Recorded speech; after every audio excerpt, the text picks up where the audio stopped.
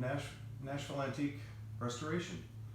I'm going to do a little video series on refinishing, start to finish, of a vintage vanity. This is going to be my subject for this series. We'll start by dismantling the whole thing, stripping it down to the bare wood, doing any repairs that need to be done, and finally putting the new finish back on. So I hope you enjoy the series, and let's get started. So just to recap, this is a 1920s or so vanity. It's got the trifold mirror,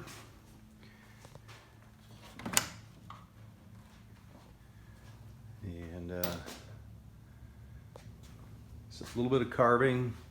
It's got all the original hardware. Somebody did a rather poor job of refinishing it at some point in the past. I don't like the finish at all, so I'm going to put a whole new finish on it. It's got some damage. Overall, though, it's structurally it's sound. It's tight. The joints are tight and everything. I'll be removing the mirror completely. It might have a date on it. That's always kind of fun when you take something apart. Oftentimes back in the day, they date stamped the mirrors, so we might be able to find out exactly when it was made. Okay, as I begin dismantling, the first thing I'm going to do is remove the mirror. I don't want to take a chance on breaking anything, so they're usually held on with some screws in the back. As you can see, there's one there, and there's one there, and unfortunately there's only two here. When I reassemble later on, I will be adding a couple of extra screws just for stability. Screws holding the mirror in place. Next, I'm just gonna lift it off. I'm gonna fold these in just to make it easier to handle. And you simply lift up, and the whole assembly should come apart.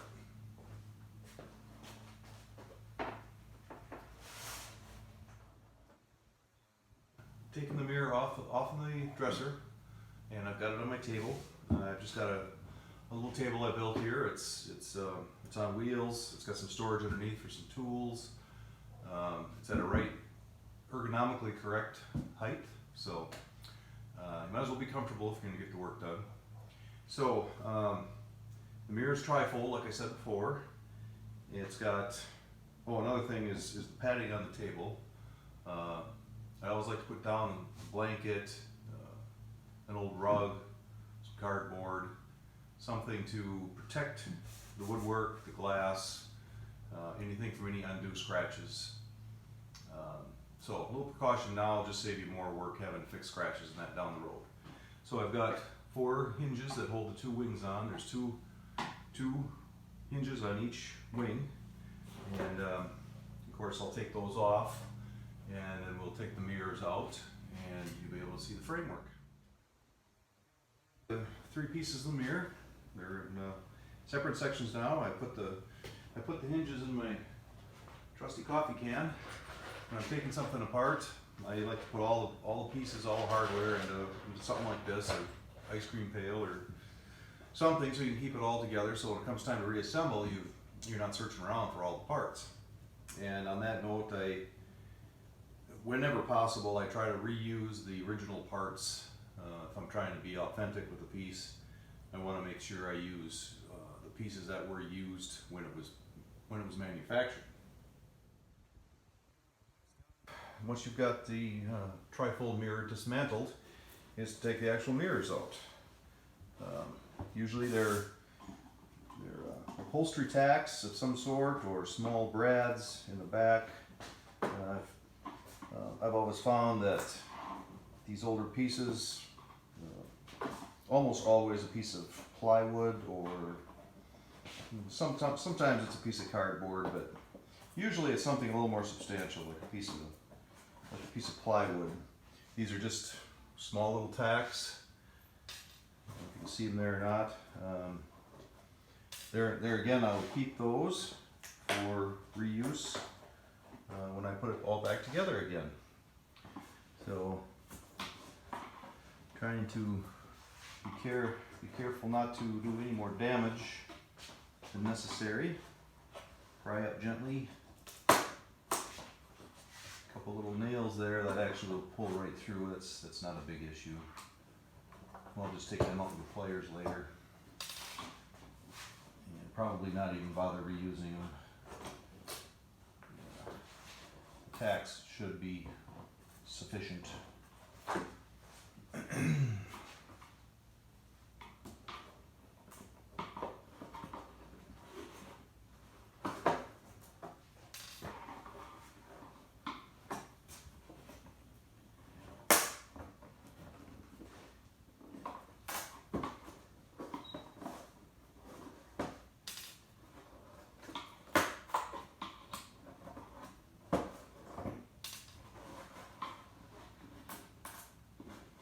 This one's being a little stubborn, but there she goes.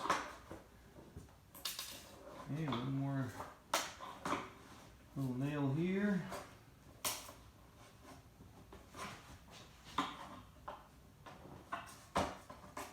Grab a pliers.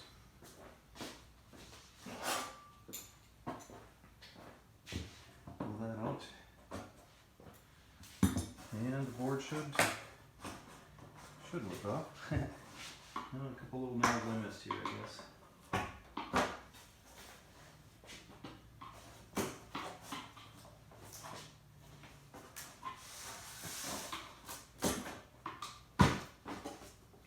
And there you have it. That's the backing on that first piece of mirror. There's no date on this one. I can see that does say Southern 1, probably the manufacturer. So you want to be very careful that you don't touch or scratch the back of this mirror, because this is the silvering that gives you the reflection on the other side. So you don't want to put any scratches in there, because that will show up when you put it back in the mirror. Pull out these little nails that were giving me a kind of an issue there. That's so I don't catch my hand on them later and then have to use a band-aid. So there again, a little precaution. Just makes the job a whole lot better.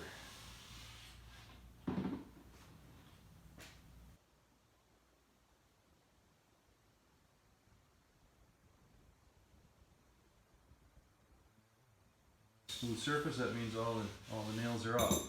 Now they've got these little cleats holding the mirror in place. Those are usually just tacked in. These are, unfortunately, are also glued. Some of them anyway. You don't necessarily need to remove them all, but you do need to remove enough of them to get the mirror out.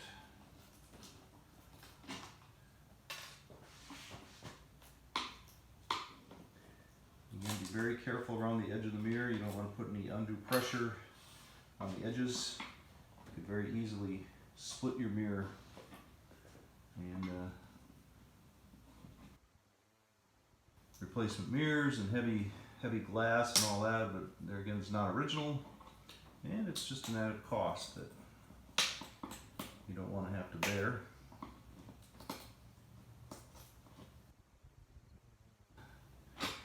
Being a little finicky. All the cleats off. Here they are here. One I had to sacrifice, I'm afraid, to get it off because it was glued. I can remanufacture that, or a lot of times, you're missing one, it's not going to make a huge issue. So then you simply reach around underneath and push up and lift the glass out. Again, being very careful not to scratch the bottom surface. You want to be very cautious of this. So wherever you set it, while you're refinishing, make sure it's protected, and of course you don't want to drop anything on or anything like that. So a little caution there too is very beneficial. So I'll finish taking the other two glasses out, and we'll go from there. I've completely taken out all the glass, taken off the hardware off the mirror, taken all the screws off, and these three pieces then I'll put aside, and they are going to be ready for the stripping procedure. We'll continue to take apart the the rest of the cabinet. These two little wings that were alongside the mirror, let's see, get a little bit better view. These are also held on, just a couple of screws in the back. And it's not absolutely mandatory that you take them off, but it sure makes the refinishing process a lot easier. Not having to work in corners and all that kind of thing. So that just come off like that, and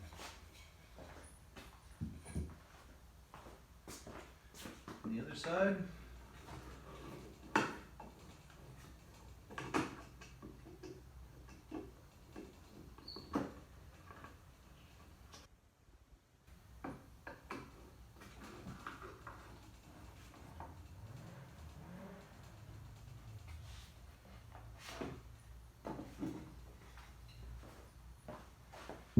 those aside, and we'll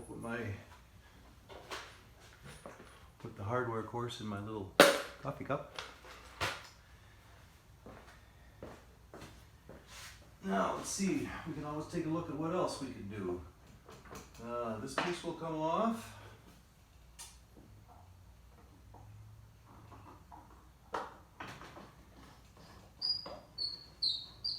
Each piece may be a little different, although, you know, most if they were manufactured, you know, by a company, all of the would be pretty standard the way they're constructed. Sometimes you can run across the homemade piece, and it might be a little bit different, and that's fine. It's kind of fun sometimes to have something different.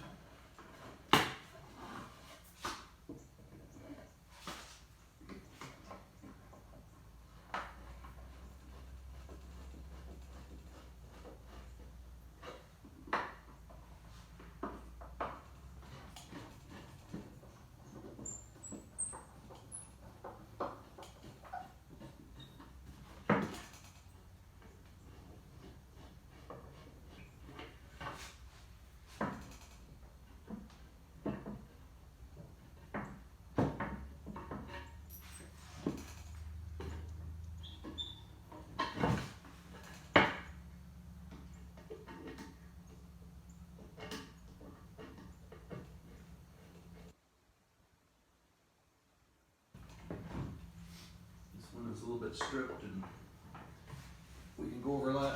When we go back to reconstruct, we can tell you how to fix that problem. That's not that big of an issue. So that I've got it down to about as small a pieces as the cabinet, you know, can be. Last thing left is the drawers. And there's usually a screw on the inside that holds the pull on the outside. So a lot of times you either use a screwdriver, or I guess I'm going to have to now. Sometimes you do they're just hand tightened. That's easy too. But loosen that screw.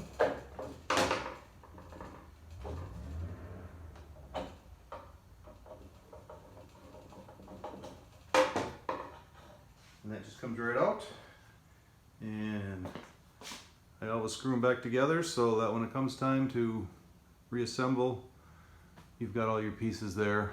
And we'll probably buff that up a little bit later, and who knows what's underneath. It's probably nickel, sometimes they're copper, you never know. So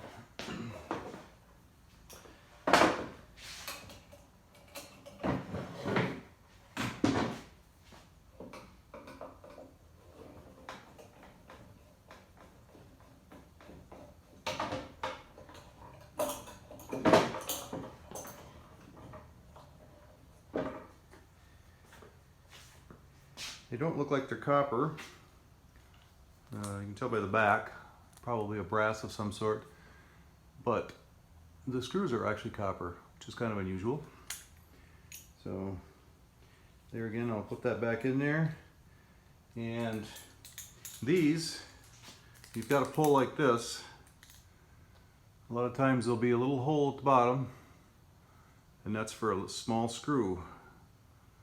And that's so when somebody grabs on and pulls, they don't turn it, because this thing would turn right in its hole, and you scratch the cabinet that way. So that just kind of holds it from going sideways and that kind of thing.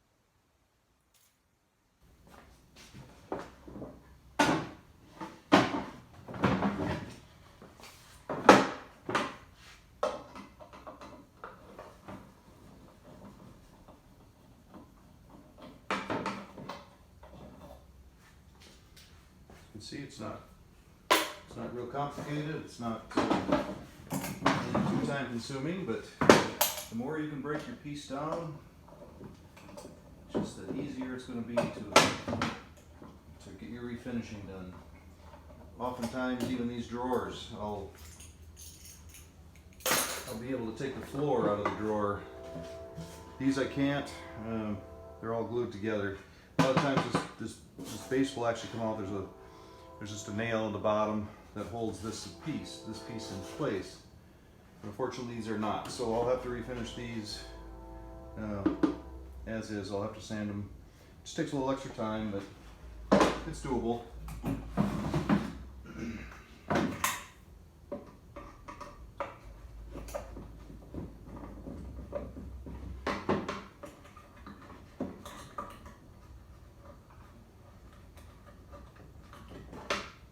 Nail out of there. There we go.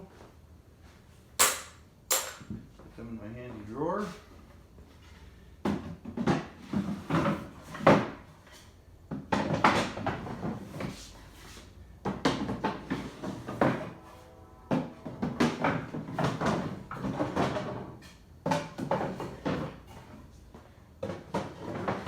There, so I've got that just about ready to go. The very last thing is going to be the casters. So this has got, let me have to adjust the camera a little bit so you can see it. Let me get a little closer for you.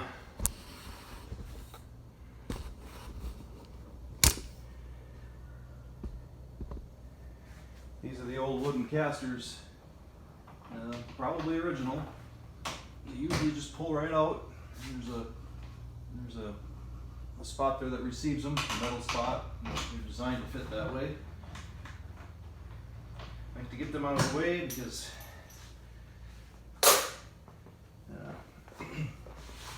I like to buff them up and clean them a little later on in the process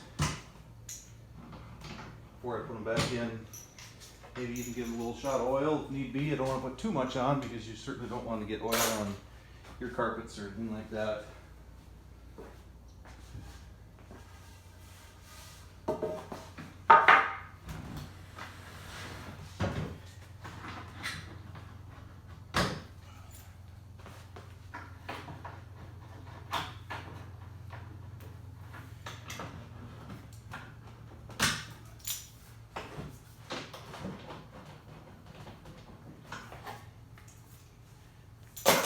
Sometimes they can be a little stubborn. Just take a screwdriver, give yourself a little leverage in there, loosen them up a little bit more. I'm probably blocking view of everything. There, is that better? Okay, a little leverage just to get them loosened up a little bit. So there you have it, the old wooden caster. I'll buff them up a little bit, clean them up. They'll be good as new. It's the very first step in refinishing, restoring a vintage piece of furniture. And I hope you've enjoyed it. I hope you've learned a little something. I hope you join us next time when we're going to start stripping the finish off and getting ready to do any repairs, and then put a new finish on. So thanks for joining us at Nashville Antique Restoration, and we'll see you next time.